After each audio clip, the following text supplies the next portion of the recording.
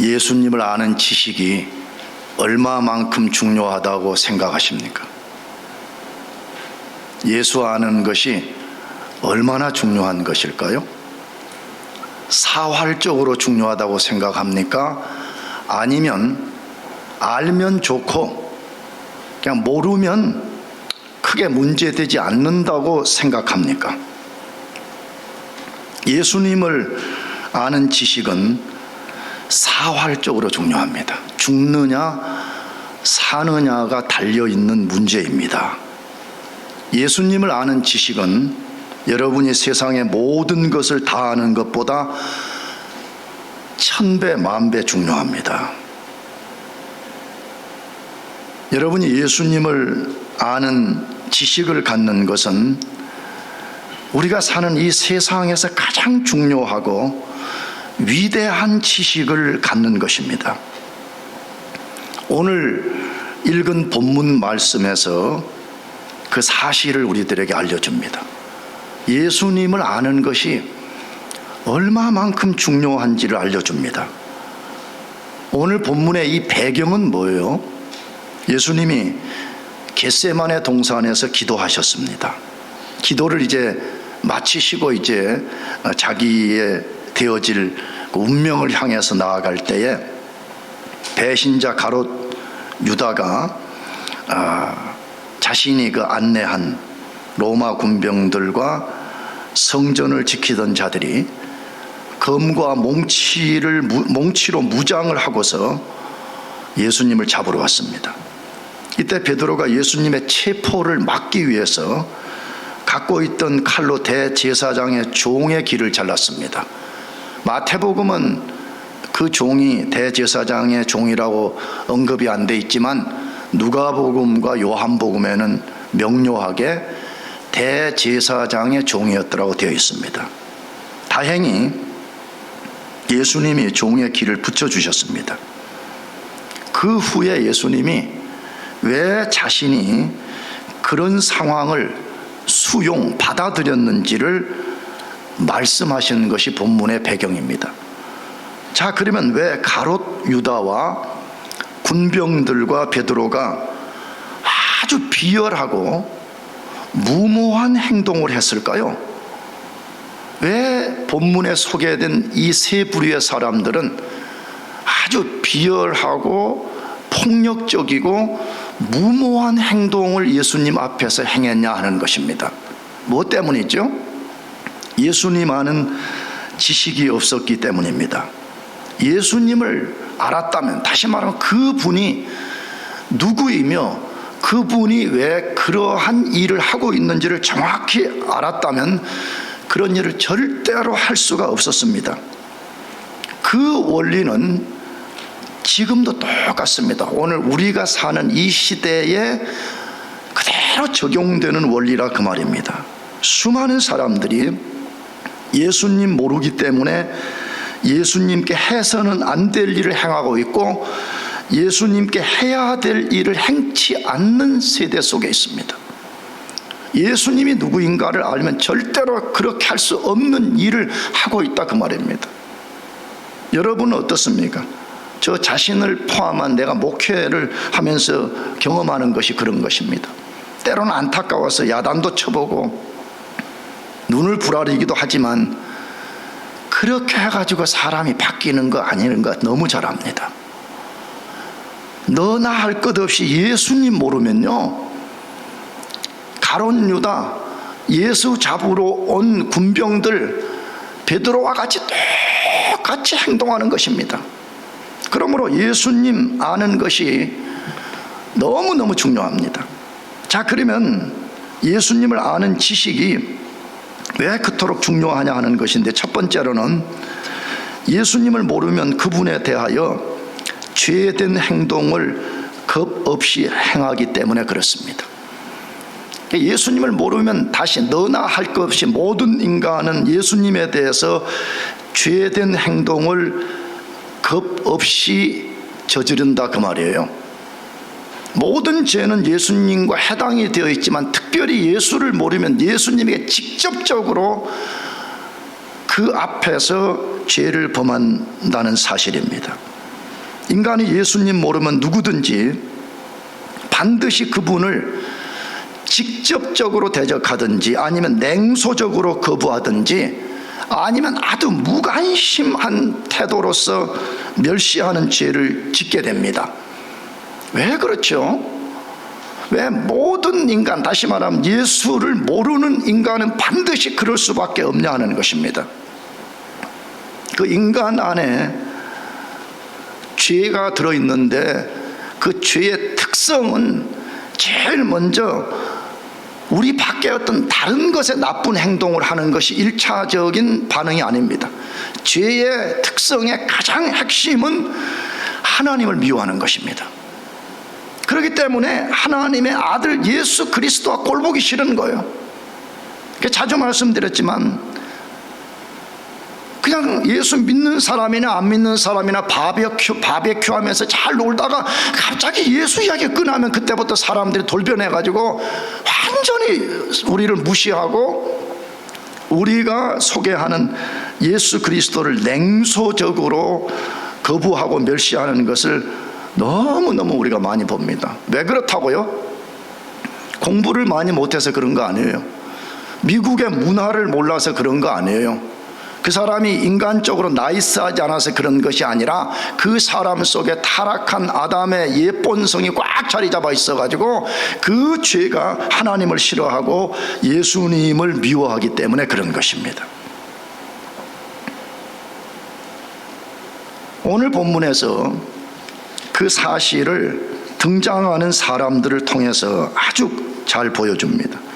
다시 47절로 50절까지 한 번 더 읽어보십시다.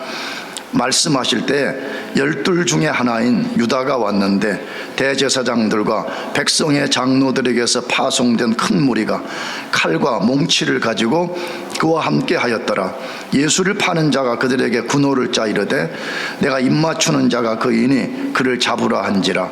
곧 예수께 나와 랍비여 안녕하시옵니까 하고 입을 맞추니 예수께서 이르시되 친구여 내가 무엇을 하려고 왔는지 행하라 하신대 이에 그들이 나와 예수께 손을 대어 잡는지라. 제일 먼저 등장하는 가룟 유다를 우리가 살펴봅시다. 가룟 유다는 지금 오늘 본문과 그 앞에 있었던 스토리까지 보면 그는 어떤 사람이었어요? 자기의 스승인 예수님을 유대 종교 지도자들에게 은 30에 팔았습니다. 그때 말씀드렸습니다. 은 30은 그 당시에 노예 한 사람의 몸값이었습니다. 자기를 그토록 사랑하고 끝까지 자기를 친구라고 불러주면서 끝까지 리스펙한 자기의 스승을 노예 한 사람 몸값으로 팔아버렸습니다. 그런 다음에 가룟 유다는 군병들이 한밤중에 예수님을 즉각 알아보고 체포할 수 있도록 입맞춤이라는 사인 군호를 짰다 그랬습니다. 그런 다음에 예수님이 계신 겟세마네 동산으로 그 군병들을 데리고 왔습니다. 그런 다음에 가룟 유다가 앞으로 나와서 예수님을 향해서 랍비여 안녕하시옵니까 라며 입을 맞췄습니다. 한번 그 상황을 상상해 보세요. 가룟 유다가 예수님을 사랑해서 한 행위가 아니라 군병들에게 이가 바로 예수니까 바로 즉각 체포하라고 그것을 알리는 비열한 행위였습니다. 지난 2주 전에 가룟 유다 다루면서 말씀드렸습니다. 이 모든 것을 꿰뚫어 보고 있는 예수님 마음이 어땠을까? 가룟 유다는 예수님이 그걸 모를 거라고 생각하고 입을 와서 맞췄지만 그 입맞춤은 비열한 배신의 입맞춤이었습니다. 어떻게 자기를 끝까지 친구라고 불러주는 자기를 사랑한 그 스승을 그렇게 비열하게 대할 수 있는 것입니까? 답이 뭐라고요?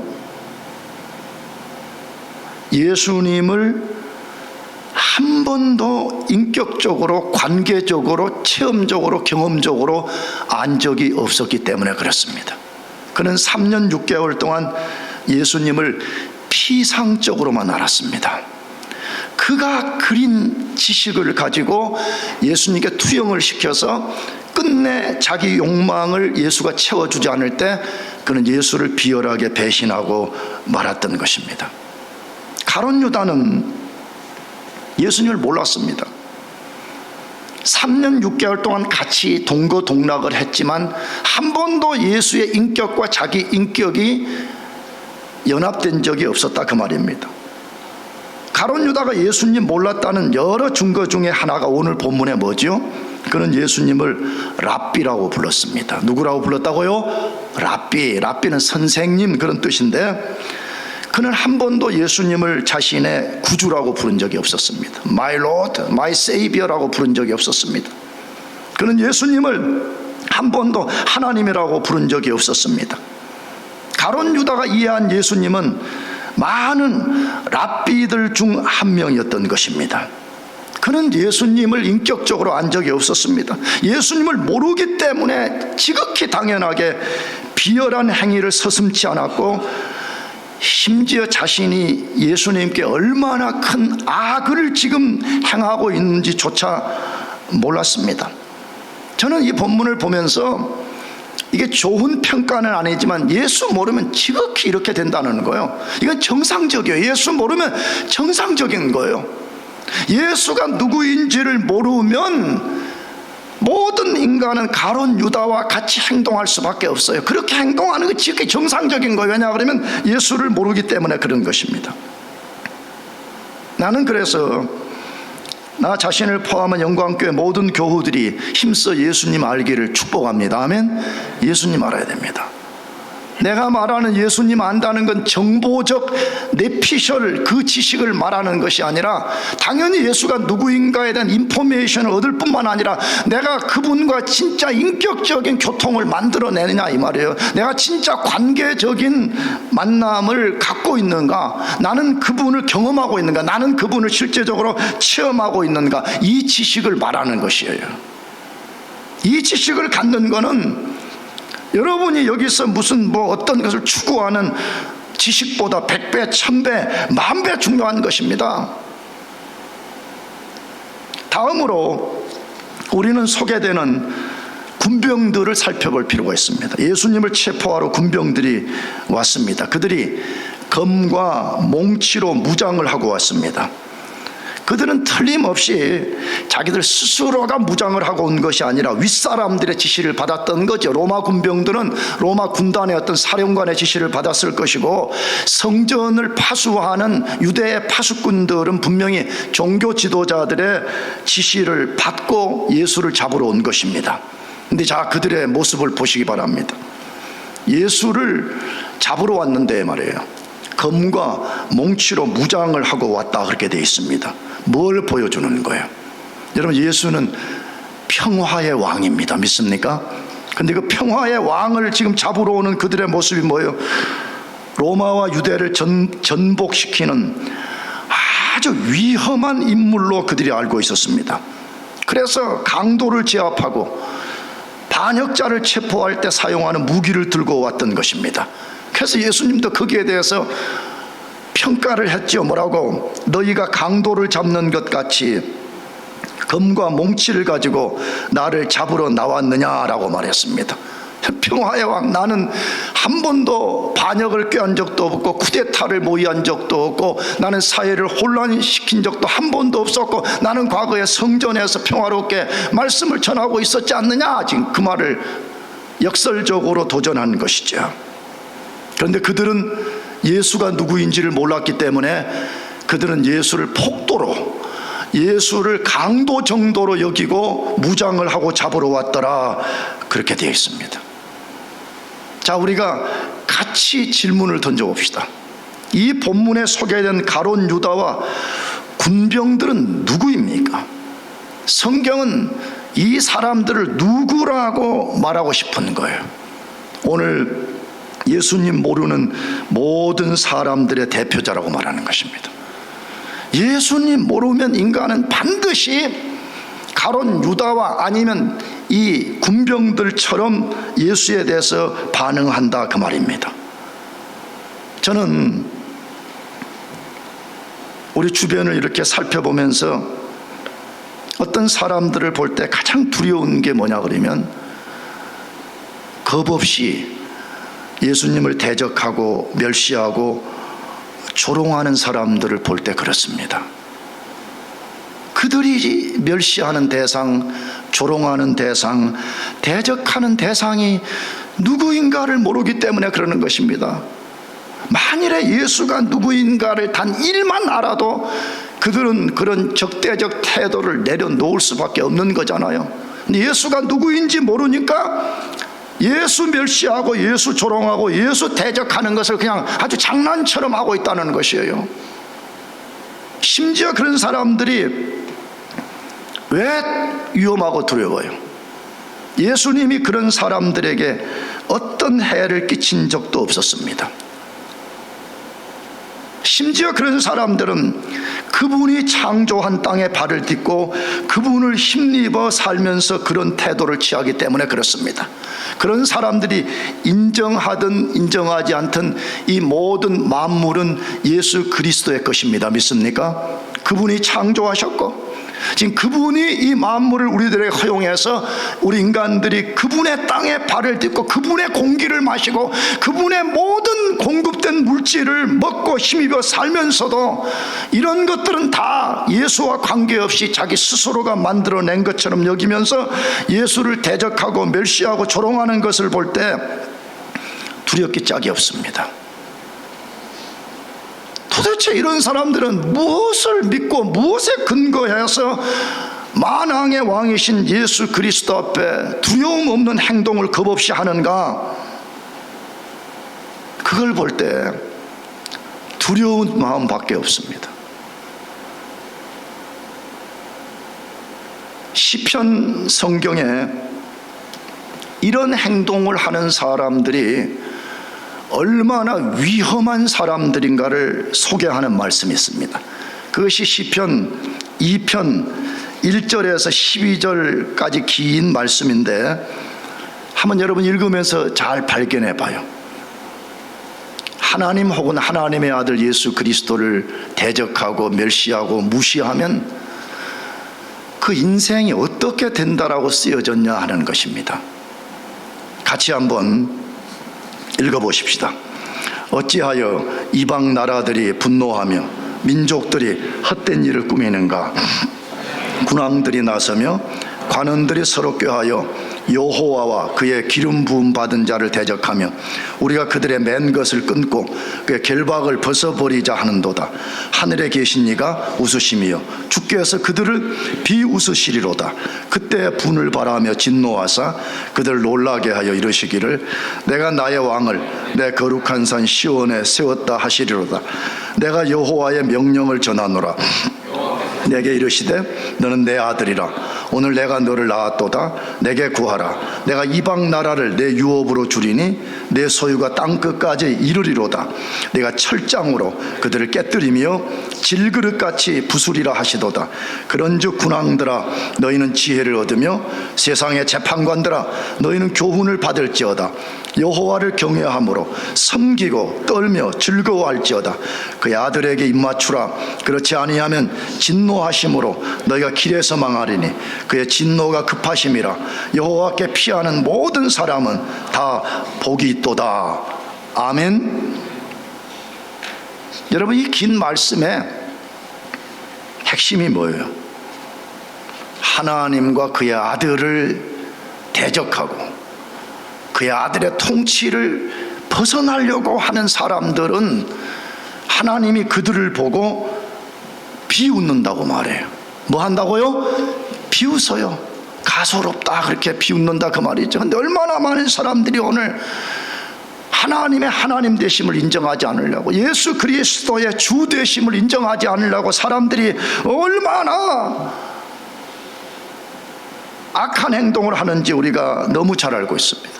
그런 사람을 향해서 하나님이 하늘에서 비 웃는다라고 말하면서 뭐라고 말했어요? 하나님의 임박한 진노가 임하기 전에 그의 아들과 입을 맞추라고 말하죠. 고대 당시에 어떤 사람과 입을 맞춘다는 말은 화평, 나는 이 사람과 적대 관계가 없이 나는 이 사람과 화평한 관계입니다, 이 말이죠. 예수 그리스도와 입을 맞춤을 통해 가지고 하나님과 적대 관계에 있는 모든 인간들이 하나님과 화평을 만들고 하나님의 임박한 진노를 피하고 하나님의 복된 상태 속에 들어가라고 말씀하고 있습니다. 사랑하는 교우 여러분들, 예수님을 알아갑시다 하면 그분을 아는 것이 제일이에요. 내가 여러분들을 나쁘게 도전하려고 그러는 거 아니에요. 우리가 지금은 건강하고 죽음이 남의 일 같으니까 그러지, 언젠가 우리가 죽음의 문턱에 섰을 때 우리 박사학위 갖고 죽음의 문을 통과하는 거 아니에요. 목사라는 타이틀 갖고 죽음의 문을 통과하는 것이 아니에요. 우리는 오직 예수 그리스도로만 가능합니다. 아멘. 그러므로 예수 그리스도를 우리가 지금부터 알아가야 되는 것입니다.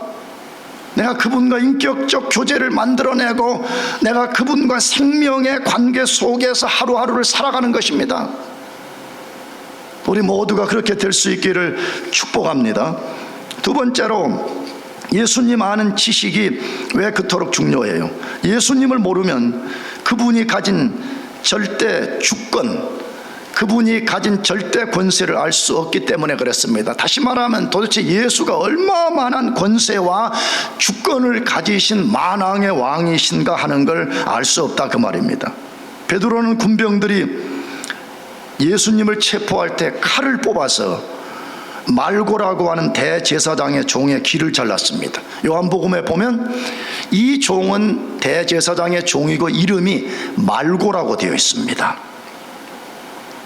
그 귀를 잘라버린 상황을 51절에서 52절 두 절에 소개하는데 읽어보십시다. 예수와 함께 있던 자 중에 하나가 손을 펴 칼을 빼어 대제사장의 종을 쳐 그 귀를 떨어뜨리니 예수께서 이르시되 내 칼을 도로 칼집에 꽂으라. 칼을 가지는 자는 다 칼로 망하느니라 했습니다. 왜 베드로가 이렇게 무모한 행동을 했을까요? 왜 자기가 갖고 있던 칼집에 칼을 뽑아가지고 여지없이 휘둘렀냐 하는 것입니다. 여러분, 베드로는 누구예요? 가룟 유다와 달리 베드로는 분명히 거듭난 사람이었습니다. 이미 우리가 몇 주 전에 다루었습니다. 가룟 유다는 거듭난 사람이 아니었지만 베드로는 거듭난 사람이었지만 그가 그런 칼을 휘둘렀던 것은 예수님을 깊이 알지 못했기 때문에 그렇습니다. 예수님을 알기는 알았어요. 그러나 그는 어쩌면 가룟 유다와 별 크게 차이가 없는 아주 피상적으로 알았는지 모르는 것입니다. 나아가서 예수님이 가시는 사명의 길을 몰랐습니다. 예수가 왜 이 땅에 왔냐 하는 것입니다. 그가 이해한 예수는 뭐였어요? 물리적 메시아가 되어서 로마에서 고통받는 우리를 물리적으로 건져내고 이 피폐해진 이스라엘 땅에 황금 도성을 만들어주는 그런 메시아를 기대하고 있었습니다. 예수가 이 땅에 오신 목적은 십자가를 지고 죄의 비참함과 고통 속에 있는 인간을 구원해내기 위해서 오셨다는 것을 전혀 몰랐기 때문에 그런 것입니다. 나가서 베드로는 예수님이 힘이 없어 그런 일을 당한다고 생각했습니다. 원수들이 자기를 잡으러 왔을 때 원수들을 물리칠 힘, 자기를 보호할 능력이 없어서 그랬다라고 생각했기 때문에 그렇습니다.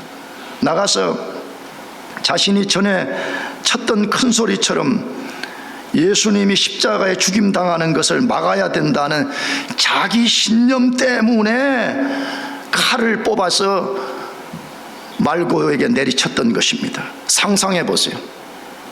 만일 이때 예수님이 말고의 귀를 붙여주지 않으셨다면 어떤 일이 벌어졌겠어요? 4개의 십자가가 있었을 것입니다. 몇 개의 십자가요? 4개의 십자가. 왜?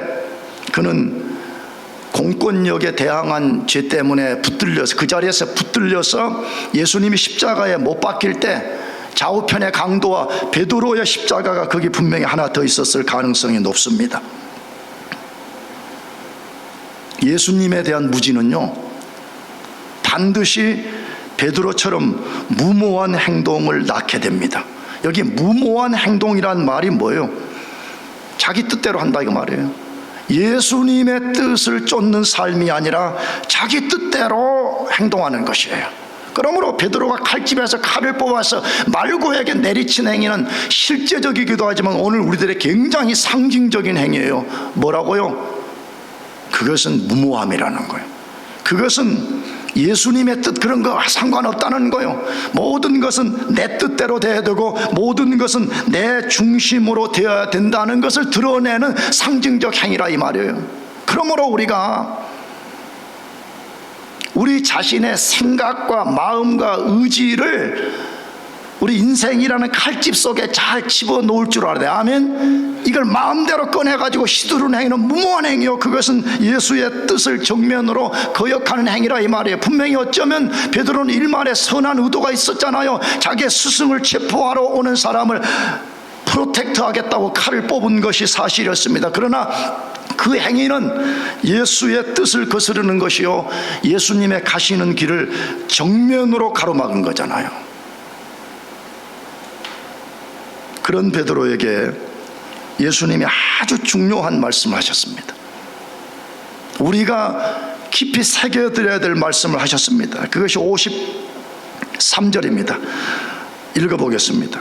너는 내가 내 아버지께 구하여 12군단 더 되는 천사를 보내시게 할 수 없는 줄로 아느냐. 너는 내가 내 아버지께 구하여 지금 12군단 더 되는 천사를 보내시게 할 수 없는 줄 아느냐라고 되어 있습니다.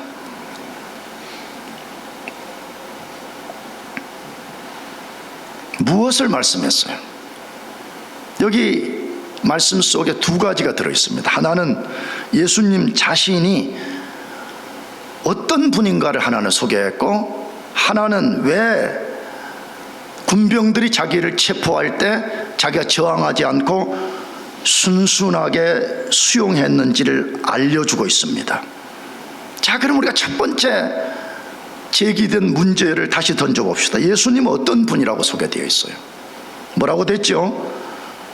내가 성부 하나님께 구하여 얼마?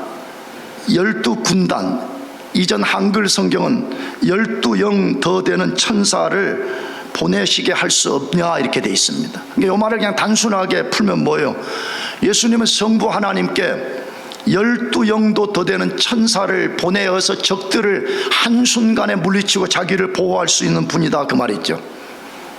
여기 한영 군단은 정확하지는 않지만 통상적으로 로마 군대가 사용했던 용어인데 한 6,000명쯤 되는 것으로 보고 있습니다.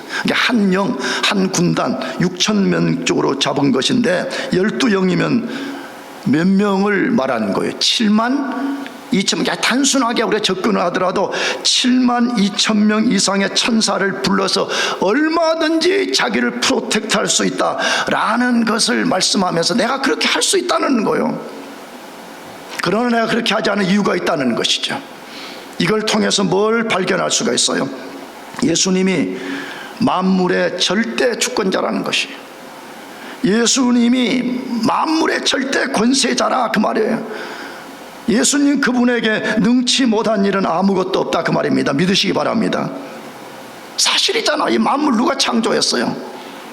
누가 창조한 거요? 진화론자들의 말처럼 우연하게 발생한 것입니까? 아니잖아요. 하나님의 아들 예수 그리스도, 그가 이 만물을 창조했기 때문에 모든 만물은 예수 그리스도의 것이요, 예수 그리스도는 모든 만물의 주이신 것입니다. 그러므로 그가 임의로 모든 것을 움직일 수 있습니다.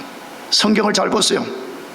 그는 언급한 천사들을 얼마든지 콜링할 수 있고 물, 불, 바람, 자연, 사람, 역사, 심지어 악한 영들까지도 부릴 수 있는 분이라고 말씀하고 있습니다. 그뿐 아닙니다. 예수님은 자신이 창조한 만물을 자신의 말씀으로 지금 붙들고 있다라고 말합니다. 그것을 히브리서 1장 3절에서 말씀합니다. 이는 하나님의 영광의 광채시요 그 본체의 형상이시라. 그의 능력의 말씀으로 만물을 붙드시며 죄를 정결케 하는 일을 하시고 높은 곳에 계신 지극히 크신 이의 우편에 앉으셨느니라. 지금 부활하신 예수님이 하나님 우편에서 하시는 일들을 소개하는데 그 중에 하나가 뭐라고요? 그의 능력의 말씀으로 만물을 붙들고 계신다라고 분명하게 말씀하고 있습니다. 질문해 봅시다. 왜 이 광대한 우주가 당장 카오스 상태에 빠지지 않는 것입니까? 왜 죄로 요동하는 이 세상, 뉴스만 들어봐도 곧 그냥 부풀어진 풍선에 바늘을 탁 대면 터져버릴 것 같은 그런 이 세상이 당장 파멸되지 않는 것입니까? 왜 깨어지기 쉬운 질그릇 같은 우리 자신이 당장 깨어지지 않는 것입니까? 히브리서는 뭐라고 말한다고요? 예수님 그분이 그의 말씀으로 우리를 붙들어 주시기 때문이라고 말씀하고 있습니다. 그걸 믿읍시다 하면 사실이에요. 만약 여러분들이 안 믿든지 모르겠다 그러면 마지막 날 그리스도의 심판대 앞에 그걸 알게 될 것입니다. 내가 2022년 스테이트 칼리지에서 순간순간 깨어지기 쉬웠고 실제 깨어진 적이 있음에도 불구하고 내가 버림받고 파멸되지 않은 이유를 그날에 가서 알게 될 것입니다. 만물의 주권자이신 그분이 내가 알지 못할 때 그의 말씀으로 나를 붙들어 주었기 때문이라는 것을 알게 될 것입니다. 예수님이 그런 분이라고 바울은 빌립보서에서 예수님의 본질에 대한 위대한 말씀을 선포했습니다. 그것이 빌립보서 2장 6절에서 11절 말씀인데 읽어보십시다.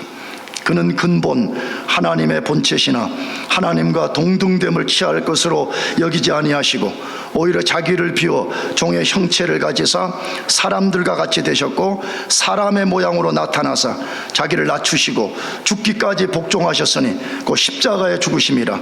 이러므로 하나님이 그를 지극히 높여 모든 이름 위에 뛰어난 이름을 주사 하늘에 있는 자들과 땅에 있는 자들과 땅 아래에 있는 자들로 모든 무릎을 예수의 이름에 꿇게 하시고 모든 입으로 예수 그리스도를 주라 시인하여 하나님 아버지께 영광을 돌리게 하셨느니라. 아멘. 예수님은 어떤 분이라고 선포하고 있어요? 그는 근본 하나님의 본체시라고 말합니다. 여러분, 예수님이 하나님이에요. 우리 교회는 반복적으로 선포했습니다. 하나님은 삼위일체로 존재하시는데 예수님은 성부 하나님과 동등한 하나님의 속성을 가진 제2위격을 가지신 하나님이라고 분명하게 선언하고 있습니다. 예수가 누구인지를 안다면 어떻게 우리가 가룟 유다와 군병들과 그 군병들을 파송한 제사장과 로마 군대의 사령관처럼 예수를 대할 수 있겠습니까? 많은 사람들이 교회를 다니면서 자기가 구원 받았는가 안 받았는가 갈등합니다. 구원을 잃어버리는가 안 잃어버리는가 때문에 고민하는 건 너무 많이 봅니다. 나는 성경의 말씀을 의지해서 선언합니다. 진짜 구원받은 사람은 절대 구원을 안 잃어버립니다. 그러면 우리에게 요구되는 것은 뭐예요? 우리가 끊임없이 점검해야 되는 것은 내가 구원을 잃어버리느냐 안 잃어버리느냐를 갈등해야 되는 것이 아니고 나는 처음부터 구원을 받았는지를 점검해야 됩니다. 동의합니까? 그렇다면 내가 구원받았다는 증거는 무엇으로 알 수가 있는 것입니까? 나는 하나님이신 예수 그리스도 그분을 내가 어떻게 섬기냐는 거예요. 나는 그분을 어떻게 반응하냐는 거예요. 나는 그분을 나의 누구로 인정하고 사느냐는 것이에요. 가룟 유다와 같이 랍비여요? 아니면 너의 하나님이라고 말하는 것이에요. 우리가 지난주 새벽기도 때 여로보암이라는 악한 인간을 만났잖아요. 그 하나님이 금지한 우상을 만들고 제단을 만들고 자기 스스로 그 제단에 가가지고 해서는 안 되는 제사를 드릴 때에 하나님이 심판으로 그의 손을 말라버리게 했을 때 그가 한 선지자에게 요청하기를 뭐라고 했어요? 나의 하나님께 기도하라 이렇게 말하지 않고 내 하나님께 기도하여 나의 손을 낫게 해달라 그렇게 말했습니다. 뭘 보여줘요? 자기 인생이 비극의 벼랑 끝에 서 있는 중에도 하나님을 자기 하나님으로 인정하기 싫은 거죠. 나의 하나님이 아니고 누구 하나님? 내 하나님께 기도해 달라 그렇게 말했다 이 말이에요. 예수님은 하나님이십니다. 그분이 이 땅에 우리를 구원하기 위해서 오셔서 십자가에 죽으시고 부활하시고 지금 하나님 우편에서 만물의 가장 뛰어난 이름을 가진 존재가 되었다 그 말이에요. 여러분 그 말은 뭐예요? 모든 이름 위에 뛰어난 이름을 가졌다 그 말은 뭐예요? 이름이라는 것은 어떤 존재를 가리키니까 이 세상에 있는 모든 존재보다 뛰어나다는 거예요. 뭐 자연계, 동물, 식물, 사람, 영 모든 것보다 뛰어난 만물의 주가 되신다라고 말씀하고 있습니다. 그분이 지금 인정하든 인정하지 않든 우리의 모든 것을 주관한다라고 말하고 있습니다. 여러분 그분은 힘이 없어 무기력해서 체포돼서 십자가에 죽으신 것이 아닙니다. 그분은 우리를 죄에서 건져내기 위해서 자기 길을 가신 것입니다. 믿읍시다. 그분이 절대 주권을 가지고 있어요. 나는 진짜 나 자신과 여러분이 그 예수님을 알기를 원하는 거예요. 정말 내 인생의 주가 누구냐는 거예요. 나 자신인가 아니면 예수 그리스도인가 하는 것이에요. 예수 그리스도 그분이 나의 주가 되셔서 나를 인도해 주신다면 얼마나 마음의 평안과 담대함과 소망을 가지겠어요. 나는 자주 말하지만 아주 작고 작은 목사에 불과하지만 난 아침에도 교회 오면서 집사람에 그렇게 말했습니다. 내가 하나님 앞에 자랑할 만한 것은 내놓을 만한 것 별거 아무것도 없지만 난 예수님 빨리 오셨으면 좋겠다. 나는 예수님께 빨리 갔으면 좋겠단 말이에요. 왜? 살아도 예수님 안에 살고 내가 죽음이라는 문을 통과하고 눈을 떴을 때 그때도 내가 예수 그리스도 안에 있는다는 것을 너무나 믿기 때문에 그러는 것이. 그분이 나의 주가 되셔서 살든지 죽든지 실패하든지 성공하든지 그분이 나의 주가 되셔서 나를 인도해 주시기 때문에 소망이 있어요. 하루하루가 담대해요. 하루하루가 기뻐요. 여러분들 모두가 예수 그리스도 그분이 만물의 주권자고 여러분의 주권자라는 것을 꼭 알고 그 믿음과 그 지식 속에 살기를 축복합니다. 마지막 세 번째로 왜 예수님 아는 지식이 그토록 중요한 거예요? 예수님 모르면 그분이 행하신 뜻을 조금도 이해할 수 없기 때문에 그렇습니다. 절대적 사실입니다. 아까 앞에서 말씀드렸어요. 예수를 안다는 것은 피상적 정보를 아는 것을 훨씬 넘어서는 거예요. 그분과 나와 인격적 관계를 맺는 거예요. 나와 그가 이제 완전한 연합 속에서 살아가는 것을 말하는데 그런 일이 나지 않으면 절대 예수님이 누구인가도 모르고 예수님이 왜 이렇게 행동하는지도 모르고 예수님이 가지신 뜻을 절대로 알 수 없다 그 말이에요. 우리는 좀 전에 왜 베드로가 칼을 뽑아서 예수님을 체포하러 온 군병들을 막아섰는지를 살폈습니다. 왜 그랬다고 소개했어요? 예수님 가시는 사명의 길에 대한 무지 때문이었어요. 무지. 예수님이 원수들을 막아낼 힘이 없다고 판단한 무지 때문이었습니다. 예수님은 그런 베드로에게 왜 자신이 그런 상황을 수용했는지를 설명해 줄 필요가 있었다고 판단하신 것입니다. 왜 예수님이 그렇게 행동했대요? 54절부터 56절 마지막으로 읽어봅시다. 내가 만일 그렇게 하면 이런 일이 있으리라 한 성경이 어떻게 이루어지겠느냐 하시더라.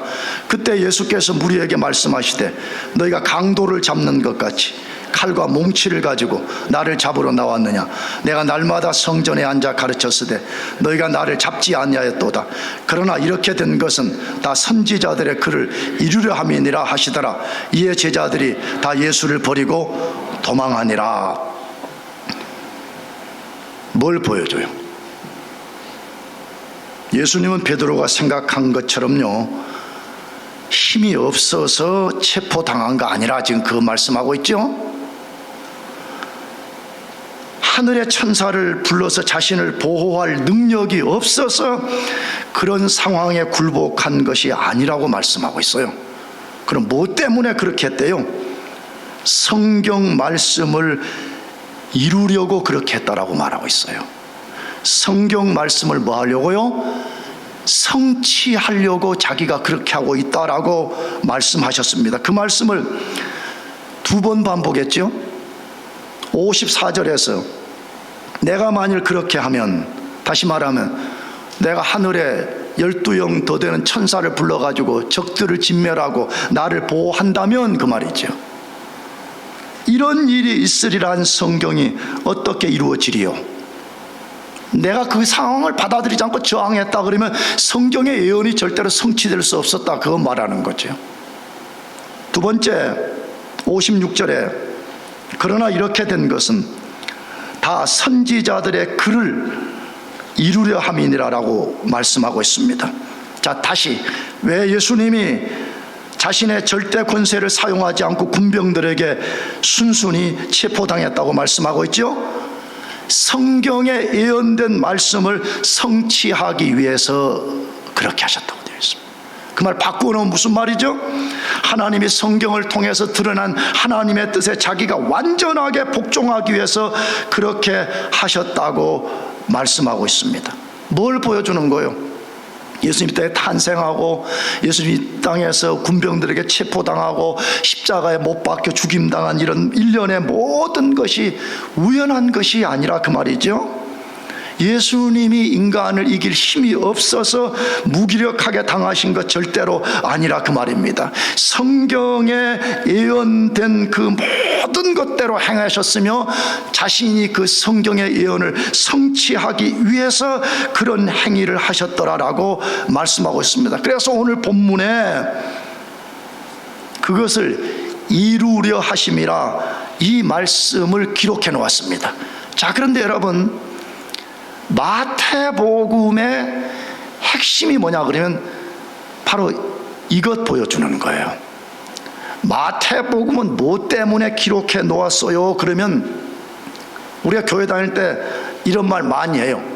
이 마태복음은 예수님이 왕, 짐승으로 하면 사자에 해당하는 것을 보여주는 성경입니다, 이렇게 말하는데 그거 틀리지 않죠. 예수님이 만왕의 왕인 것 보여주는 것이 마태복음이에요.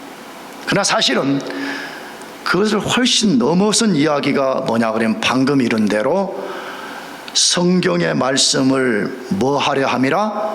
이루려 함이라. 그래서 이 본문에 이루려 하심이라 혹은 이루어졌느니라 이 말을 마태복음 안에서는 7번 소개해요. 물론 예수님이 구약 성경의 예언을 그대로 성취한 분이라는 걸 보여주는 것은 총 12번이 기록되어 있어요. 그런데 문자적으로 이루려 하심이라 이루어졌느니라는 말은 7번이 소개되어 있어요. 자, 그러면 그 7번이 뭔지를 우리 하나씩 읽어보십시다. 왜? 성경이 도대체 얼마만큼 정확하게 성취되는 절대 신뢰할 말씀인가를 알기 위해서 그러는 거예요. 제일 먼저 마태복음 1장 21절 23절 아들을 낳으리니 이름을 예수라 하라. 이는 그가 자기 백성을 그들의 죄에서 구원할 자이심이라 하니라. 이 모든 일이 된 것은 주께서 선지자로 하신 말씀을 이루려 하심이니 이르시되 보라 처녀가 잉태하여 아들을 낳을 것이요 그의 이름은 임마누엘이라 하셨으니 이를 번역한즉 하나님이 우리와 함께 계시다 함이라 라고 되어 있습니다. 거기 22절에 뭐라고 되어 있어요? 이 모든 일이 된 것은 주께서 선지자로 하신 말씀을 뭐 하려고요? 이루려고 했다. 근데 내용이 뭐예요? 예수님이 탄생하기 약 600년 전에 하나님 이사야 선지자를 통해 가지고 앞으로 메시아가 올 것인데 그는 동정녀, 다시 말하면 남자와 관계를 갖지 않은 여자를 통해 가지고 탄생하게 될 것인데 그의 이름은 예수라 이렇게 말했다는 것이 그게 그대로 이루어졌다는 거지. 두 번째, 마태복음 2장 14절에서 18절. 요셉이 일어나서 밤에 아기와 그의 어머니를 데리고 애굽으로 떠나가 헤롯이 죽기까지 거기 있었으니 이는 주께서 선지자를 통하여 말씀하신 바 애굽으로부터 내 아들을 불렀다 함을 뭐하려 하심이라? 이루려 하심이나. 이건 무슨 이야기예요? 예수님이 태어났을 때 헤롯 대제가 2살 이하의 어린아이를 죽여버리라고 했을 때 예수의 육신의 부모들이 예수를 애굽으로 피신시킨 이야기죠. 근데 이것이 이미 호세아서에 그러한 일이 일어날 것이라고 예언이 됐고 그 예언대로 지금 예수님이 지금 피신 갔다 그것 말하는 거죠. 뛰어넘어서 18절 라마에서 슬퍼하며 그 통곡하는 소리가 들리니 라헬이 그 자식을 위하여 애곡하는 것이라. 그 자식이 없으므로 위로받기를 거절하였도다 함이 뭐해졌느니라? 이루어졌느니라. 왜? 2살 어린 이 아이를 죽여버리는 것 때문에 비극이 일어난 그 사건을 이미 하나님이 예레미야를 통해서 예언한 것이 그대로 이루어졌다 그렇게 말합니다. 마태복음 2장 23절 나사렛이란 동네에 가서 사니 이는 선지자로 하신 말씀에 나사렛 사람이라 칭하리라 하심을 뭐하려 함이라? 이루려 함이라. 원래 예수님 베들레헴에서 탄생했습니다. 그런데 그가 나사렛에 가서 살게 됨으로써 이사야 예언을 그대로 성취했더라 그렇게 말합니다. 마태복음 4장 12절에서 16절 예수께서 요한이 잡혔음을 들으시고 갈릴리로 물러가셨다가 나사렛을 떠나 스불론과 납달리 지경 해변에 있는 가버나움에 가서 사시니 이는 선지자 이사야를 통하여 하신 말씀을 뭐하려 하심이라? 이루려 하심이니라. 내가 지난 수요일날도 공부하면서 말씀드렸어요. 예수님은 그의 생애에 팔레스틴을 떠난 적은 딱 2번 있었어요. 한 번은 어렸을 때 부모들에 의해서 애굽에 한번 가고 두 번째는 공생의 기간 동안에 이방 땅으로 불려지는 스불론 납달리 지경 해변에 있는 가버나움에 가서 사시니라. 그리고 그 이방 땅이라고 지칭한 곳에 가서 복음을 전했다. 그것이 2번이었는데 그것이 바로 구약의 예언을 성취한 행위였다 그렇게 되어 있습니다. 마태복음 8장 16절에서 17절 저물매 사람들이 귀신 들린 자를 많이 데리고 예수께 오거늘 예수께서 말씀으로 귀신들을 쫓아내시고 병든 자들을 다 고치시니 이는 선지자 이사야를 통하여 하신 말씀에 우리의 연약한 것을 친히 담당하시고 병을 짊어지셨도다 함을 뭐하려 하심이라? 이루려 하심이라. 예수님이 장차 오셔서 어떤 일을 하실 것인지 이사야 53장에 예언한 그것을 그대로 성취했다라고 말씀하고 있습니다. 마지막 오늘 본문에 소개된 것 26장 56절 그러나 이렇게 된 것은 다 선지자들의 글을 뭐하려 함이니라? 이루려 함이니라고 되어 있습니다. 사랑하는 교우 여러분, 예수님의 행위를 잘 추적해 보세요. 자기 마음대로 산 것이 아닙니다. 그가 하는 행동 하나하나, 그가 어떤 것을 행하는 사역 하나하나가 다 구약 성경에 예언된 말씀을 성취하는 행위였다 그렇게 말하고 있습니다. 부활해서 하나님 우편에 계신 예수님이 지금도 성부 하나님과 그 자신이 친히 말씀한 예언들을 하나도 놓치지 않고 지금 이루어가고 있는 중에 있습니다. 예수님 자신이 불현듯 재림해서 이 세상을 심판할 것이라고 분명하게 말씀했습니다. 그것도 그대로 이루어질 것입니다. 그런데 우리가 예수와 인격적 관계를 맺지 않으면요, 예수님을 아는 지식이 없으면요, 예수님이 한 행위, 예수님이 하신 말씀, 예수님의 뜻을 전혀 이해할 수가 없는 것입니다. 그러나 우리가 예수님을 알게 되면요, 하루하루의 삶이 신비하고요, 어떻게 나 같은 인간이 예수 그리스도 안에 있게 되었는가가 매일 놀라게 되고요, 나를 그렇게 만들어 주신 예수 그리스도 앞에 경배를 바치지 않을 수 없게 되는 것입니다. 모든 것은 주의 말씀대로 됩니다. 믿으시기 바랍니다. 모든 것은 우리의 뜻대로 되어지지 아니하고 예수 그리스도의 말씀 그대로 이루어집니다. 여러분들이 예수님을 아는 참 지식을 가지고, 예수님 그분이 우리 자신과 이 세상의 역사를 지금 어떻게 이끌어 가는지를 정확하게 이해하고 그분 안에서 소망을 갖고 살기를 축복합니다. 기도하겠습니다.